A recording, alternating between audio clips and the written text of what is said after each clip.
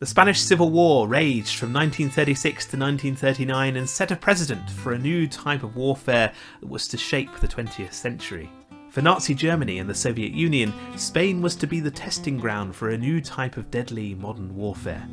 Today on the History Chronicles, we will investigate the Nazi contribution to this conflict in Spain, focusing on the unit that served the nationalist faction in the Spanish Civil War. This unit, the Condor Legion, was to be both a political tool and a vital test case for military strategic planning that was to inform the future expansion of the Third Reich.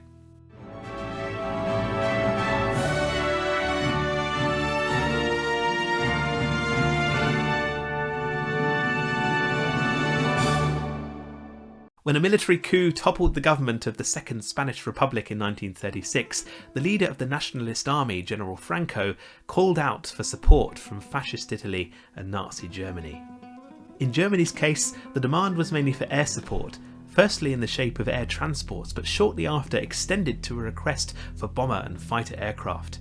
Hitler, who was busy presiding over the rearmament of Germany in the 1930s, was wary of provoking a wider war in Europe, but saw this as an excellent chance to put Germany's newly developed armed forces, particularly the Air Force, to the test. As such, the Condor Legion was formed in 1936. It was comprised mainly of fighter and bomber aircraft, 136 overall, including 4 squadrons of the Luftwaffe's Junker Ju-52 type bomber and 2 squadrons of Heinkel reconnaissance aircraft. With these aircraft came maintenance teams, flak batteries and 2 armoured units of panzer tanks, ready to provide air and ground support to the nationalist forces of Spain.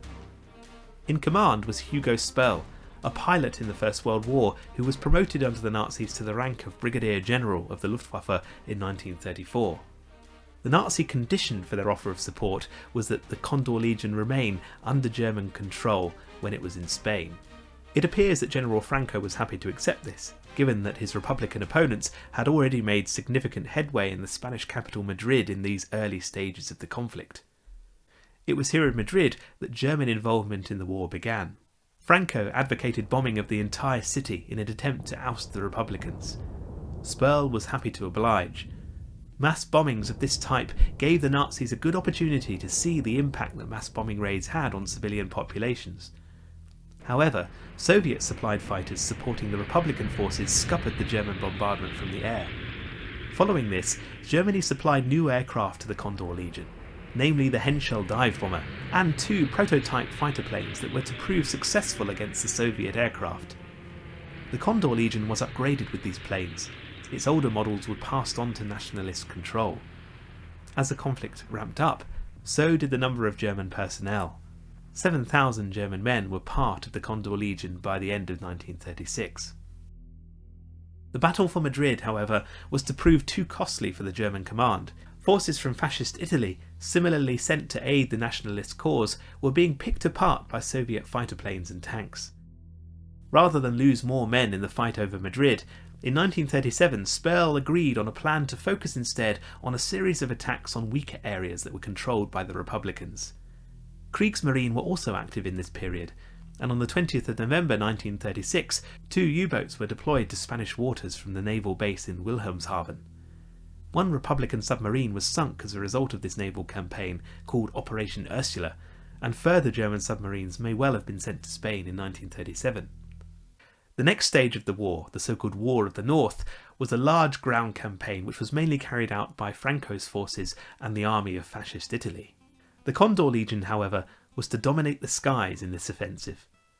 The conflict centred around the Basque areas of Visaya, a region of Spain that was Republican-controlled in 1937 but was limited in its resources. A particular weakness for the Basques was in air defence. They had very few bombers, and many towns were without any air defence at all. As such, the Germans were able to launch air raids much more easily. They attacked the town of Durango, killing 250 civilians, including the local priest and a group of nuns. On the 26th of April, they bombed the town of Guernica, whipping up a destructive firestorm that was to inspire the famous but tragic painting of Pablo Picasso. Guernica is a defining image of 20th century warfare, and in it Picasso foreshadowed the devastation of what was to come in the bombing raids of the Second World War. In the painting, we see the bodies of animals twisted and writhing in the fire. ghostly figures of the town cry out in painful despair as they seek to escape the carnage. At the top is a bright, blinding light bulb, which I believe is a brutal symbol of the man-made catastrophe that took place on that fateful night of 1937. In all, between 200 to 300 were believed killed in the bombing of Guernica. The number reported by the Basque forces is, however, much higher, at over 1,500 and almost 900 wounded. Even in the context of the Spanish Civil War, the bombing of Guernica was regarded as a tragedy. Nationalist forces placed blame for the attack on the Republicans. Given the weapons and formations used, however, the attack can be more or less pinned on the Condor Legion. The contemporary British journalist George Spear highlighted this in his report for the Times newspaper at the time. He pointed out 3 bomb casings that were clearly marked with the German Imperial Eagle found in the wreckage of the city. Nazi Germany, which had signed a pact of non-intervention in regard to the Spanish Civil War, was clearly responsible for an act which was anything but neutral. For the nationalists, the campaign in Visaya was a success. An offensive on Bilbao, effectively the culmination of operations in the region on July 11, 1937, drove out the Republicans with ground and air support again from the German Condor Legion. As the war drew on, and fighting once again spread to the south of Spain, German aircraft were to prove increasingly superior to their Republican counterparts. The Messerschmitt Bf-109 had its proving ground over the skies of Spain, outperforming the Soviet-made I-15 and I-16 that were used by the Republican Air Force. This, no doubt, was to give the Nazi leaders much more confidence in a few years' time when the Nazi state invaded the Soviet Union. In late 1937, the Legion engaged in more battles that were to see nationalist forces gain fuller control of northern Spain. The Battle of Santander and the fall of Gijón in September and October 1937 saw German soldiers shoot over 1 million rounds of machine gun ammunition and 2,500 tons of bombs. At this time, there was a dispute among the Legion's commanders as to how it should be resupplied, and who should pay for those supplies, the Germans or the Spanish. In 1938, the Legion was back in the south of Spain, again launching airstrikes at Republican forces, this time the air bases around Teruel.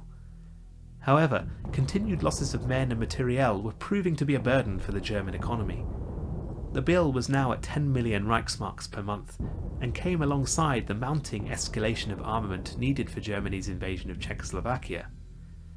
There were also some problems of communication between Franco's nationalists and the Condor Legion. At the Battle of Ebro, the last Republican offensive of the war in the summer of 1938, warnings from the Legion about a build-up of Republican troops fell on deaf ears. The nationalists failed to prepare for the large offensive that was to come. Nevertheless, the Legion once again demonstrated their effectiveness in the field once the battle was raging. They helped the nationalists to prevent Republicans from gaining control of the town of Gandesa, and used airstrikes to cover a nationalist advance. But the pilots of the Legion were soon needed back in Germany. 250 pilots from the Legion returned to Germany in the summer of 1938. On the 1st of October of that same year, Germany invaded Czechoslovakia, after claiming its border region known as the Sudetenland. Germany had been allowed to test and develop the skills of its pilots in Spain. Now these were to be put to the test in the Nazi quest for Lebensraum, living space in the east, and in the invasion of Czechoslovakia, the so-called reunification of the German-speaking peoples. With the attack on the Czechs, the importance of Spain diminished for the Nazis as a theatre of war. Hitler himself had informed his generals that he wanted simply to prevent a Republican victory in Spain rather than to guarantee nationalist success. Indeed, even from the outset of Germany's involvement in the conflict, there is some evidence to suggest that Germany was less committed to the Spanish Civil War than was its fascist counterpart, Italy. The Italian contribution to the conflict was greater in terms of manpower. 70,000 Italians went to fight for the nationalists, compared with approximately 16,000 Germans. Similarly, the Italians put more money behind the war effort, up to £95 million versus Germany's £46 million. The German Foreign Minister, Baron Konstantin von Neurath, admitted that the Italian interests in Spain go further than ours, if only for geographic reasons. Indeed, Italy's involvement in the conflict was part of the Italian policy to strengthen their presence in the Mediterranean and to prevent the highly undesirable outcome of a communist government in Spain under the Republicans. Hitler was eager to reassure Mussolini that Germany had no aims and ambitions in the Mediterranean Sea.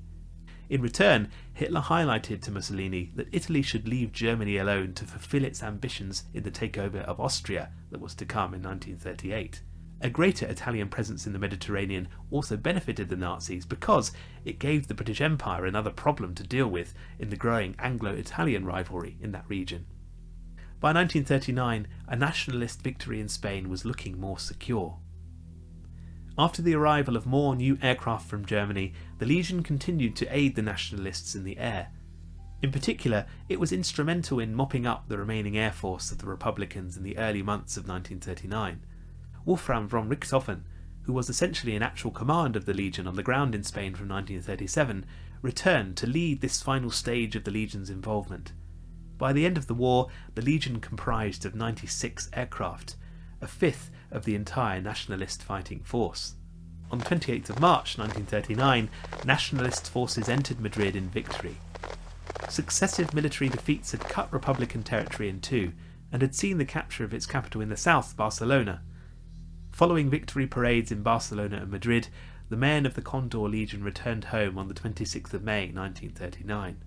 Some of the Condor Legion's older equipment was purchased by Franco's nationalist regime in Spain. Newer German planes, however, were shipped back to Germany. In all, the Legion claimed to have destroyed 320 Republican aircraft in the course of the war and 60 Republican ships. It had lost only 72 planes from enemy action. Perhaps more important in the long term for Germany, however, was the experience that the war had provided. New German planes, such as the Messerschmitt Bf-109, Heinkel He-111 and the Stuka dive bomber, saw their first active service in the Spanish Civil War. These planes were to be instrumental in the blitzkrieg that was to come in the first stages of the Second World War. Joint operations, where German pilots frequently provided air support for Franco's ground units, were a clear precursor for the German use of tanks, soldiers and planes in the larger war that was to break out in 1939. Aircraft design was also affected. It became clear for German strategists that the monoplane, with its greater speed and armament, was now more effective in combat than the biplane design. The biplane Heinkel He-51, for example, was gradually phased out of the war effort after heavy losses in 1936 and 7.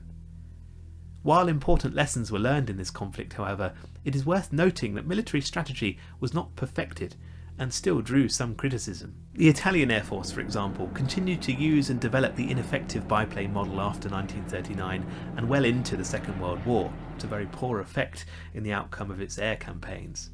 The German pilot Adolf Galland also criticised the staff of the Luftwaffe for developing poor strategic concepts as a result of the Spanish Civil War.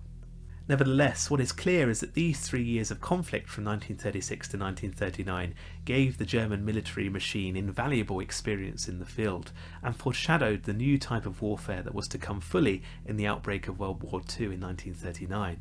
The Second World War would be a conflict in which fighting aircraft were instrumental to secure success in ground combat operations. As such, the Condor Legion and its experience in Spain became a vital part of German rearmament.